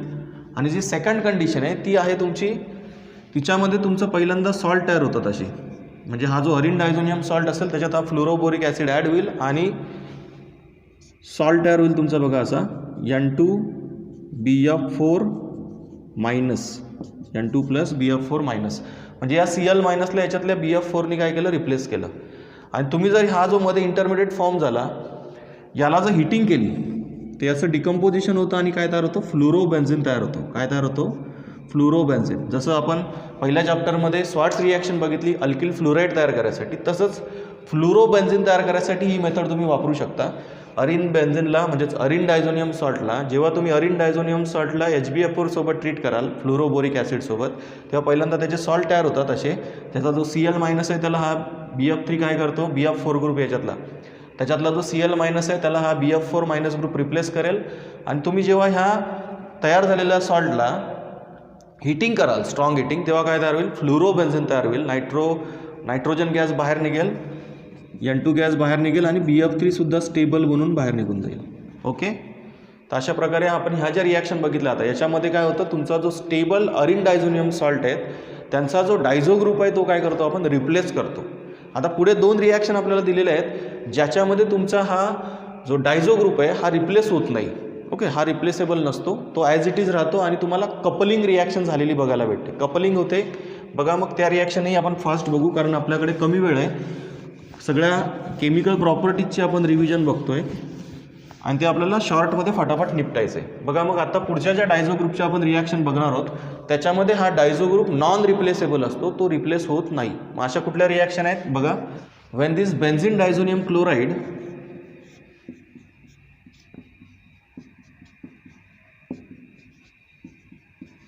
ट्रीटेड विथ फिनॉल, फिनॉलसोबत जेव्हा आपण त्याला रिॲक्ट करू त्यावेळेस काय तयार होतं स्टुडंट लक्षात घ्या. कपलिंग रिॲक्शन होते आणि ह्या रिॲक्शनला आपण म्हणतो अझो कपलिंग रिॲक्शन. काय म्हणतो? अझो कपलिंग रिॲक्शन. आणि कुठला प्रोडक्ट तयार होतो तो लक्षात घ्या. पहिल्यांदा आपण काय करू तर ह्या डायझोनियम क्लोराईडला, बेन्झीन डायझोनियम क्लोराईडला फिनॉलसोबत ट्रीट करतोय. इथे काय होईल स्टुडंट लक्षात घ्या, हा जो पॅरा पोझिशनचा हायड्रोजन आहे, हा हायड्रोजन आणि ह्या डायझोनियम क्लोराईडचा क्लोरीन हे बाहेर निघून जातील आणि ह्या दोन रिंगला तुम्ही काय कराल मग एकमेकांसोबत कपल कराल, जोडाल. ओके, अटॅच कराल. कसं अटॅच कराल मग? आणि जो प्रोडक्ट तयार होईल त्याला काय म्हणतात तर ते लक्षात घ्या. इथे तुमचा कुठलाही ग्रुप नाही आहे. ओके, कुठला प्रोडक्ट तयार होईल लक्षात घ्या. तर ही बेन्झीन रिंग या साईडची तुमची लेफ्टची, त्याला तुम्ही डायझो ग्रुप जोडलेला आहे, तिथे डबल बॉन्ड शिल्लक राहील. आता डबल बॉन्ड का शिल्लक राहील तर ही जी बॉन्ड पेअर आहे एक्स्ट्राची, हा तो नायट्रोजनला देऊन टाकेल, नायट्रोजनला स्टेबल करेल आणि मग पुढचं एक कंडेन्सेशन होऊन तुम्ही पुढची रिंग अटॅच करा फिनॉलची. ओके, म्हणजे या साईडला तुमचं येईल पॅरा हायड्रॉक्सी अझो बेन्झीन. याचं नाव काय द्याल तुम्ही? Para hydroxy azo benzene. Para hydroxy हा आहे तुमचा अझो बेन्झीन. ओके, नाव कसं दिलं त्याला? Para hydroxy azo benzene. म्हणजे दोन बेन्झीन रिंग तुम्ही काय केल्यात? डायझो ग्रुपने जोडलेल्या आहेत. ओके, तर बघा स्टुडंट्स, आपण आता लास्ट रिॲक्शन डिस्कस करतोय. थोड्या वेळापूर्वी आपण डायझो ग्रुपच्या रिॲक्शन बघितल्या, ज्याच्यामध्ये काहींमध्ये आपण रिप्लेस केलं डायझो ग्रुपला, काही रिॲक्शन्समध्ये आपण काय केलं? कपल केलं त्या डायझो ग्रुपला, म्हणजे दोन बेन्झीन रिंगला कपल केलं. ओके, शेवटची जी रिॲक्शन होती ती एकच बघितली आपण, ज्याच्यामध्ये आपण बेन्झीन डायझोनियम क्लोराईडला फिनॉलसोबत ट्रीट केलं आणि काय तयार झाला? पॅरा हायड्रॉक्सी अझो बेन्झीन तयार झाला. सेम त्याच फॉर्मॅटमध्ये तुम्ही ॲनिलिनसोबतही ते कंडेन्सेशन करता, कपलिंग करता आणि पॅरा अमिनो अझो बेन्झीन तयार होतो. ओके, लास्ट एक आपल्याला केमिकल प्रॉपर्टी बघायची खूप महत्त्वाची, ती आहे हिन्झबर्ग टेस्ट. कोणती आहे ती? हिन्झबर्ग्स टेस्ट. ओके, त्या हिन्झबर्ग टेस्टमध्ये काय केलं जातं स्टुडंट लक्षात घ्या. When benzene sulphonyl chloride that is Hinsberg reagent, ह्या रिएजंटला म्हटलं होतं हिन्झबर्ग रिएजंट. याचं नाव काय सांगितलं मी तुम्हाला? Benzene sulphonyl chloride. यांना जेव्हा आपण प्रायमरी अमाइन्ससोबत ट्रीट करतो, प्रायमरी अमाइन्समध्ये असतात तुमचे दोन हायड्रोजन आयटम नायट्रोजनला जोडलेले. ओके, प्रायमरी अमाइन्समध्ये काय असतात तुमचे? नायट्रोजनला दोन हायड्रोजन जोडलेले असतात, हे तर माहिती आहे सगळ्यांना. त्याच्यातला हा जो Cl आहे या सल्फोनिल क्लोराईडमधला, तो त्या हायड्रोजनला रिप्लेस करतो. म्हणजेच हा जो तुमचा काही उरलेला पार्ट असेल त्या प्रायमरी अमाइनचा RNH, हा तुम्ही काय कराल? इथे कंडेन्स करून टाकाल या सल्फोनिल ग्रुपला आणि तुमचा जो प्रोडक्ट तयार होतो त्याला म्हटलं जातं N अल्किल. त्याला तुम्ही काय म्हणाल? N alkyl benzene sulphonamide. काय म्हणाल तुम्ही? N alkyl benzene sulphonamide. N alkyl benzene पुढे sulphonamide. Okay, N alkyl benzene sulphonamide तयार झाला. आणि जेव्हा तुम्ही या N अल्किल बेन्झीन सल्फोनामाइडला अल्कलीमध्ये डिझॉल्व करता तेव्हा हा डिझॉल्व होऊन जातो. तेव्हा तो अल्कलीमध्ये काय होतो? डिझॉल्व होतो. Because this hydrogen is acidic. कारण तुम्ही इथे घेतलेला अमाइन होता प्रायमरी अमाइन, त्याच्यामुळे याच्यामध्ये एक हायड्रोजन शिल्लक राहील सल्फोनामाइडमध्ये आणि तो हायड्रोजन ॲसिडिक असतो. जेव्हा तुम्ही त्या सल्फोनामाइडला N अल्किल बेन्झीन सल्फोनामाइडला अल्कलीमध्ये मिक्स कराल तेव्हा तो त्याच्यामध्ये काय होऊन जाईल? डिझॉल्व होऊन जाईल. आणि त्यावरूनच तुम्ही काय करता? आयडेंटिफाय करता की given amine is primary amine. Okay, म्हणजेच दिलेला अमाइन काय असेल तुमचा? प्रायमरी अमाइन असेल, हे तुम्ही डिटेक्ट करू शकाल. बट जेव्हा तुम्ही सेकंडरी अमाइन घ्याल, जेव्हा तुम्ही घेतलेला अमाइन हा सेकंडरी असेल, म्हणजे त्याच्यात एकच हायड्रोजन असेल फक्त, तो हायड्रोजन तुमचा इथे कंडेन्स होऊन जाईल. मग तुम्हाला जो प्रोडक्ट भेटेल या साईडला, तो प्रोडक्ट कसा असेल तुमचा?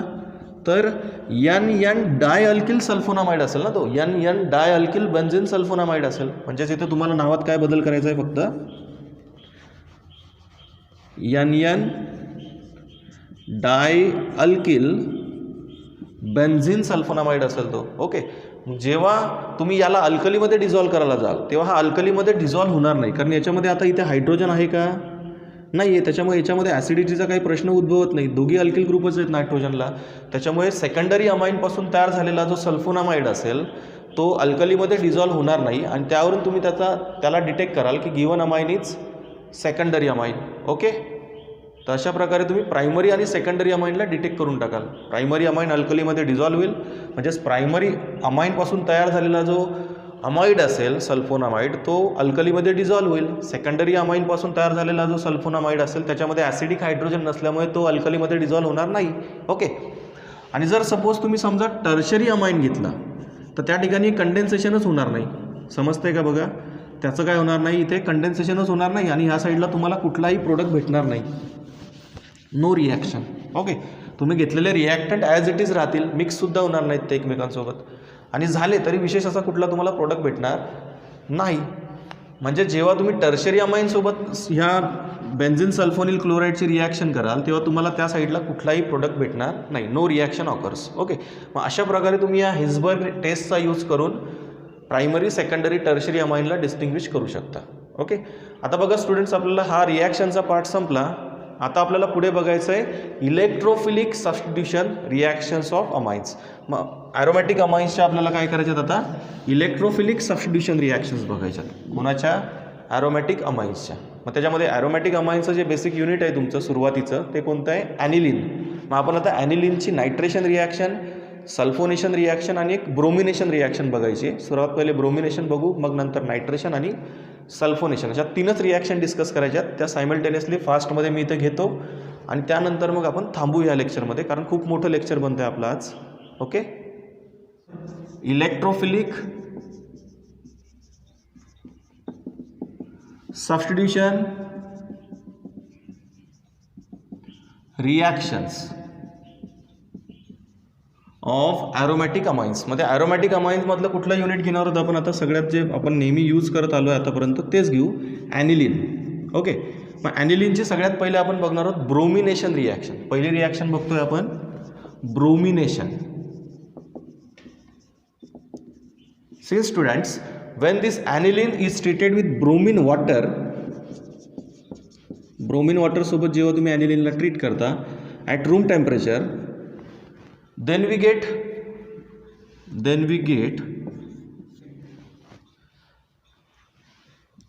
2,4,6 tribromoaniline. then we get 2,4,6 tribromoaniline. Okay, काय प्रोडक्ट तयार होतं स्टुडंट्स इथे, ॲनिलिनपासून 2,4,6 ट्रायब्रोमोॲनिलिन तयार होतो. ओके, आता या ठिकाणी ट्राय सबस्टिट्यूटेड प्रोडक्ट तयार झाला डायरेक्टली. आणि समजा तुम्हाला मोनो सबस्टिट्यूटेडच प्रोडक्ट पाहिजे, तुम्हाला समजा पॅराब्रोमोॲनिलिन पाहिजे, तर मग त्यावेळेस मोनो सबस्टिट्यूटेड प्रोडक्ट ऑप्टेन करायसाठी आपल्याला अगोदर ह्या अमिनो ग्रुपचं प्रोटेक्शन करावं लागतं. कारण हा अमिनो ग्रुप जो असतो हा स्ट्रॉंगली ॲक्टिवेटिंग ग्रुप आहे. कसा आहे, स्ट्रॉंगली ॲक्टिवेटिंग ग्रुप आहे तो. ह्या ऑर्थो पॅरा पोझिशन जे असतात ना त्यांना एकदम इलेक्ट्रॉन रीच करून टाकतो आणि त्यामुळे इलेक्ट्रोफिलिक अटॅक होताना ह्या तिघी पोझिशनला होतो सायमल्टेनियसली, आणि म्हणून आपल्याला हा ट्राय सबस्टिट्यूटेड प्रोडक्ट भेटला. आपल्याला समजा मोनो सबस्टिट्यूटेड प्रोडक्ट पाहिजे असेल तर मग काय करावं लागेल, आपल्याला अगोदर या अमिनो ग्रुपचं प्रोटेक्शन करावं लागतं. ओके, मग ते प्रोटेक्शन कसं करतात आणि मग पुढचं ब्रोमिनेशन कसं करतो आपण ते बघू. बघा आता नायट्रेशनमध्येही असंच करायचं आहे आपल्याला, प्रोटेक्शन करूनच रिॲक्शन करायची. त्याच्यामुळे नेमकं प्रोटेक्शन करणं म्हणजे काय ते लक्षात घ्या. तर हा जो अमिनो ग्रुप आहे तुमचा बेन्झीन रिंगला जोडलेला, याची रिॲक्टिव्हिटी कमी करायसाठी आपण काय करतो, याच्या लोन पेअर वापरून याचं असायलेशन अगोदर करून टाकतो. असायलेशन रिॲक्शन आपण ऑलरेडी बघितली. मग असायलेशन तुम्ही ॲसिटिल क्लोराईड वापरून करा किंवा मग ॲसिड अनहायड्रेट वापरून करा, ॲसिटिक अनहायड्रेट. ओके, मग असायलेशन करतो आपण त्याचं बाय युझिंग ॲसिटिल क्लोराईड, आणि तो त्याच्या लोन पेअर वापरून ह्या कार्बोनिल ग्रुपवरती अटॅक करेल आणि काय करेल तर ॲसिटानालाइड फॉर्म करेल. काय फॉर्म करेल, ॲसिटानालिड. म्हणजेच त्याची इथं त्याचा यूज करून आपण काय केलं, त्याचा एक हायड्रोजन कमी केला आणि हा ॲसिटो ग्रुप त्याच्यामध्ये इंट्रोड्यूस केला. याला आपण म्हणतो ॲसिटानालिड. काय म्हणतो, ॲसिटानालिड. याचं नाव असतं ॲसिटानालिड. या ॲसिटानालिडचं एक वैशिष्ट्य आहे की याच्यामध्ये जो तुमचा अमिनो ग्रुप आहे आता त्याची जी इलेक्ट्रॉन पेअर आहे, नॉन बॉन्डिंग इलेक्ट्रॉन पेअर आहे ही नायट्रोजनवरती, ती कोणासोबत असते कॉन्ज्युगेशनमध्ये, तर कार्बोनिल ग्रुपसोबत कॉन्ज्युगेशनमध्ये असते. म्हणजेच या ठिकाणी जी लोन पेअर इलेक्ट्रॉन आहे आता ती बेन्झीन रिंगसाठी कमी प्रमाणात अवेलेबल राहील, कारण त्याच्या बाजूला कोण आला, आता कार्बोनिल ग्रुप आला. म्हणजे अशा प्रकारे आपण काय करतो, या अमिनो ग्रुपची जी ॲक्टिवेटिंग पॉवर आहे ती डिक्रीज करतो. आणि मग त्यामुळे फर्दर जेव्हा तुम्ही पुढे त्याची एखादी इलेक्ट्रोफिलिक सबस्टिट्यूशन रिॲक्शन कराल, ती एकाच कुठल्या तरी पोझिशनला होईल. मग स्टेबल प्रोडक्ट कुठला असतो आपल्याला माहिती आहे सगळ्यांना, पॅरा पोझिशन स्टेबल असते सबस्टिट्यूशनसाठी. ओके, जेव्हा तुम्ही त्याला जेव्हा तुम्ही मग त्याला ब्रोमिनसोबत ट्रीट कराल, हा जो ॲसिटानालीड आहे, जेव्हा तुम्ही त्याला ब्रोमिनसोबत ट्रीट कराल in presence of acetic acid solvent, then we get para bromo acetanilide. काय भेटेल मग तुम्हाला, ह्या ॲसिटानालीडपासून पॅरा ब्रोमो ॲसिटानालीड प्रोडक्ट भेटेल. ओके, पॅरा पोझिशनला ब्रोमिन सबस्टिट्यूट होईल, फक्त 3 पोझिशनला होणार नाही. मग फर्दर पुढच्या स्टेपमध्ये काय करता तुम्ही, आता इथे बघा, इथे थोडी गर्दी झालेली लिहिताना. पुढच्या स्टेपमध्ये तुम्ही काय कराल, मग आता आपल्याला पॅरा पोझिशनला ब्रोमिन सबस्टिट्यूट करायचा होता, तो करून झाला. पुढच्या स्टेपला आपण हे प्रोटेक्शन काढून टाकतो. कसं काय काढतो मग ते प्रोटेक्शन, तर सिम्पली हायड्रोलिसिस करावं लागतं by using dilute acid. Okay, मग त्या डायल्यूट ॲसिडमधला जो H+ आयन असतील ते H+ आयन जातील नायट्रोजनकडे, म्हणजे त्याचा होऊन जाईल तुमचा अमिनो ग्रुप परत एकदा नॉर्मल ॲनिलिनसारखाच. त्याच्या पॅरा पोझिशनला तुम्ही आता ब्रोमिन अटॅच केलेला आहे. ओके, आणि जो OH असेल त्या वॉटरमधला, तो OH कुठे जाईल, या COCH3 सोबत जाईल, आणि साईड प्रोडक्ट काय भेटेल तुम्हाला, CH3COOH. Okay, right. तुमचा जो H होता तुम्ही तो इथे NH ला जोडला, NH2 झाला त्याचा, म्हणजेच तुमचा पॅरा ब्रोमो ॲनिलिन प्रोडक्ट तुम्हाला भेटून गेला. जे करायचं होतं आपल्याला, मोनो सबस्टिट्यूटेड ब्रोमो ॲनिलिन बनवायचा होता, मग तो आपण बनवला, para bromo aniline. Okay, para bromo aniline. Okay, side product हा CH3CO आणि त्याला याच्यातला वॉटरमधला उरलेला OH जोडला. समजतंय? तर अशा प्रकारे तुम्ही काय करता स्टुडंट, या ठिकाणी प्रोटेक्शन करता त्या ॲनिलिनच्या अमिनो ग्रुपचं, ॲसिटानालीड फॉर्म होतो, आणि मग त्याचं फर्दर पुढे तुम्ही ब्रोमिनेशन कराल by using bromine in presence of acetic acid solvent, and we get first para bromo ॲसिटानालीड.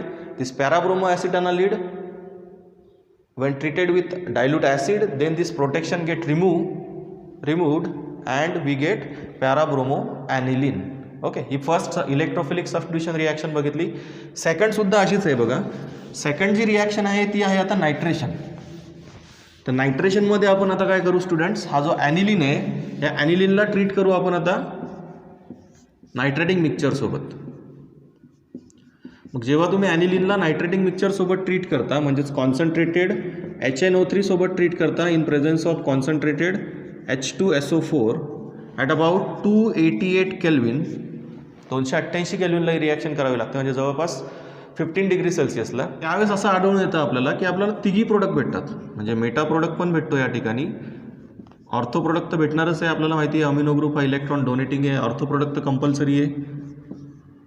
Para product सगळ्यात जास्त भेटतो, कारण तो स्टेबल असतो जास्त. का स्टेबल असतो आपल्याला माहिती आहे, जे डिस्टन्स असतं ते कसं असतं, जास्त असतं, आणि थोड्याफार प्रमाणामध्ये का होईना पण इथे मेटा प्रोडक्टही भेटतो. मेटा प्रोडक्ट का भेटतो ते लक्षात घ्या. आता मेटा प्रोडक्ट भेटण्यामागचं कारण काय या ठिकाणी, तर तुमचा जो ॲनिलिन आहे तो जेव्हा तुम्ही ॲसिडसोबत ट्रीट कराल तेव्हा तो ॲसिडमधले H+ आयन घेऊन टाकेल, आणि ॲसिडमधले H+ आयन घेऊन त्याच्यापासून तयार होतो ॲनिलिनियम आयन तयार होतात. काय तयार होतात, ॲनिलिनियम आयन तयार होतील थोड्याफार प्रमाणामध्ये का होईना. ओके, थोडाफार ॲनिलिन ह्या ॲसिडच्या H+ आयनसोबत रिॲक्ट होईलच ना, तो रिॲक्ट होऊन काय तयार करेल, असे ॲनिलिनियम आयन तयार करेल.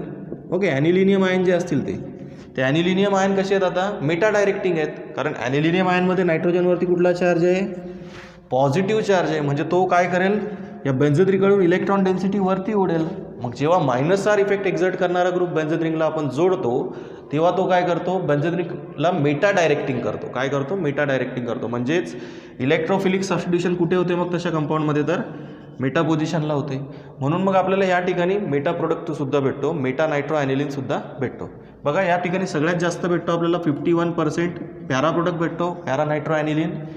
47% भेटतो आपल्याला ऑर्थो नायट्रो ॲनिलिन, आणि फक्त 2% आपल्याला मेटा नायट्रो ॲनिलिनसुद्धा भेटतो. कमी भेटतो पण भेटतो, मिक्सचरच भेटतं ना. आपल्याला समजा एकच प्रोडक्ट पाहिजे कुठला तरी, आपल्याला फक्त पॅरा नायट्रो ॲनिलिन बनवायचं आहे, मग त्या ठिकाणी पुन्हा एकदा आपल्याला मागच्या रिॲक्शनसारखं काय करावं लागेल, या ॲनिलिनचं प्रोटेक्शन करून मग नायट्रेशन रिॲक्शन करावी लागेल. मग ते कसं करतो आपण, प्रोटेक्शन जे आहे मग जे प्रोटेक्शन आहे ते कसं करतो आपण, by using acid chloride or by using acid anhydride in presence of base pyridine. Acylation reaction already आपण मागे बघितली. ओके, ॲनिलीनचं असायलेशन केलं म्हणजे ॲसिटानालीड तयार होईल आणि त्या ॲसिटानालीडला तुम्ही काय कराल पुढे, मग नायट्रेशन कराल त्या ॲसिटानालीडचं आणि त्याचं नायट्रेशन केलं म्हणजे तुम्हाला भेटेल para nitro acetanilide. Para nitro ॲसिटानालीडचं हायड्रोलिसिस करून टाका, पुन्हा काय होईल, त्या ॲसिटानालीडचा अमिनो ग्रुपमध्ये कन्व्हर्जन होऊन जाईल. ओके, मग बघा करून दाखवतो. नायट्रेशन करताना सुरुवातीला आपण काय करू, मग ॲनिलीनचं प्रोटेक्शन करून घेऊ अमिनो ग्रुपचं. प्रोटेक्शन करताना आपण काय करतो, ॲसिडिक अनहायड्राइड वापरतो किंवा मग ॲसिटिल क्लोराईड वापरतो. ठीक आहे, ॲसिड क्लोराईड वापरला तुम्ही पिरिडिनच्या प्रेझेन्समध्ये, मग काय होईल, हा ॲसिटो ग्रुप जो आहे COCH3 ग्रुप इथं जोडून टाकाल आणि हा याच्यातला एक H आणि हा Cl बाहेर पडेल SCl म्हणून, -SCl होईल. ओके, आणि काय भेटेल तुम्हाला, ॲसिटानालीड भेटेल. NH C double bond O CH3, याचं नाव काय असतं स्टुडंट्स, ॲसिटानालीड. ओके, मग या ॲसिटानालीडला तुम्ही पुढच्या स्टेपमध्ये काय करता, याचं नायट्रेशन कराल 288 केल्विनला by using concentrated HNO3 in presence of concentrated H2SO4. Okay, आणि काय भेटेल मग तुम्हाला, पॅरा नायट्रो ॲसिटानालीड भेटेल स्टुडंट्स. काय भेटेल, पॅरा नायट्रो ॲसिटानालीड. हा अमाइड ग्रुप असतो बेन्झीन रिंगला जोडलेला, पॅरा नायट्रो ॲसिटानालीड भेटेल. त्याचं पूर्ण नाव पॅरा नायट्रो ॲसिटानालीड. याला तुम्ही पुढच्या स्टेपमध्ये काय कराल स्टुडंट्स, हायड्रोलाइज कराल by using dilute acid. Okay, मग हा जो H असेल त्याच्यातला वॉटरमधला तो H येईल इथे, याच्यासोबत तुमचा काय तयार होऊन जाईल, मग पॅरा नायट्रो ॲनिलीन भेटून जाईल तुम्हाला या ठिकाणी. आणि साईड प्रोडक्ट काय भेटेल तुम्हाला, ॲसिटिक ॲसिड. म्हणजेच हा जो OH आहे हा या ॲसिडो ग्रुपला जोडून टाकाल आणि काय भेटेल साईड प्रोडक्ट CH3COOH.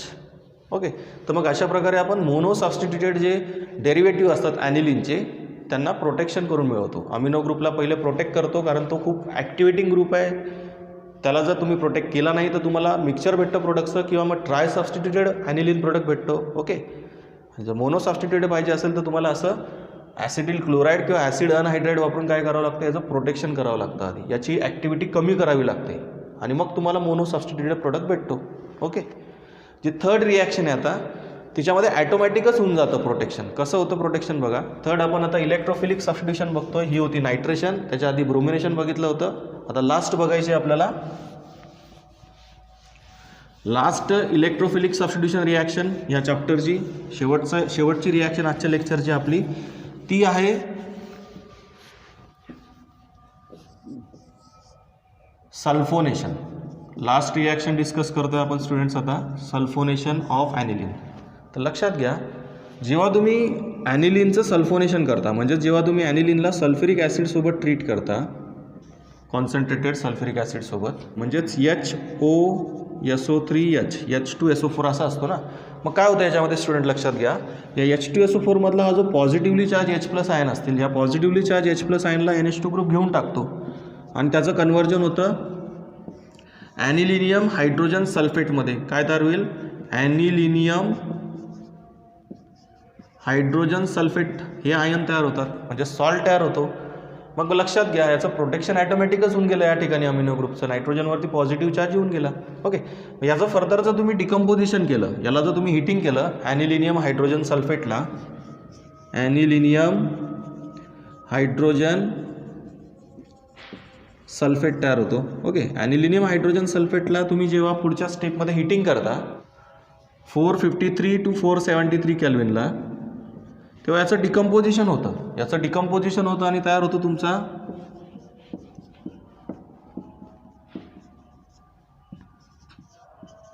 याचं जे नाव असेल ते काय असेल स्टुडंट्स, मग benzene sulphonic acid, para amino benzene sulphonic acid तयार होतो. म्हणजे तिथे ॲनिलीनचं काय झालं, तुमचं सल्फोनेशन झालं.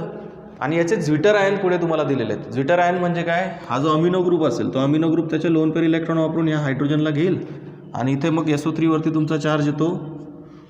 वरती करून दाखवतो बघा मी तुम्हाला, नको वरती नको, तुम्हाला खाली लिहून दाखवतो त्याचे जे झ्विटर आयन तयार होतील ते. बेन्झीन रिंग वरती अमिनो ग्रुपने हायड्रोजन घेतला खालच्याचा, म्हणून तिथे होईल NH3+ आणि खाली होईल तुमचा SO3-. यांना आपण झ्विटर आयन म्हणतो, डायपोलर आयन. ओके, म्हणजे दोघी चार्ज असतात त्या मॉलिक्यूलमध्ये, म्हणून त्यांना डायपोलर आयन म्हटलं जातं या ज्युटर आयनला. These are dipolar ion. Main product भेटलं आपल्याला, काय येईल याचं नाव, para amino benzene sulphonic acid. ॲनिलीनचं काय केलं आपण, सल्फोनेशन केलं by using concentrated sulphuric acid. Okay, इथं फोड करून लिहिलं होतं मी त्याला, तुम्ही अगोदर असं लिहाल त्याला आणि मग त्याची फोड करून तुम्हाला जिथं दाखवायचं तिथं दाखवा. त्याच्यातला H+ आयन इथं जोडला, नायट्रोजनला H+ आयनला जोडलं, त्याच्यापासून तयार झाला तुमचा ॲनिलिनियम आयन तयार झाले, ॲनिलिनियम हायड्रोजन सल्फेट आयन तयार झाले. मग तुम्ही त्याचं डिकम्पोजिशन केलं त्याला हिटिंग करून, तो डिकम्पोज होऊन काय तयार करतो, मग पॅरा अमिनो किंवा 4 अमिनो बेन्झीन सल्फोनिक ॲसिड तयार करतो. त्याचे तुम्ही ज्युटर आयनचं स्ट्रक्चरही तुम्हाला दिलेलं आहे बुकमध्ये, ते लिहा किंवा नको लिहा, तुम्ही इथपर्यंत रिॲक्शन लिहिणं गरजेचं आहे मात्र. ओके, तर अशा प्रकारे स्टुडंट्स आपण आजच्या लेक्चरमध्ये, खूप मोठं लेक्चर बनलं आजचं, आणि आपण खूप डिटेलमध्ये केमिकल प्रॉपर्टीजचं डिस्कशन केलं. ओके, समजलं तुम्हाला सगळ्यांना. आता आपण काही MCQची प्रॅक्टिस घेऊ नेक्स्ट लेक्चरमध्ये, आणि तुमची MCQ टेस्ट होईल थोड्या दिवसामध्ये. ओके.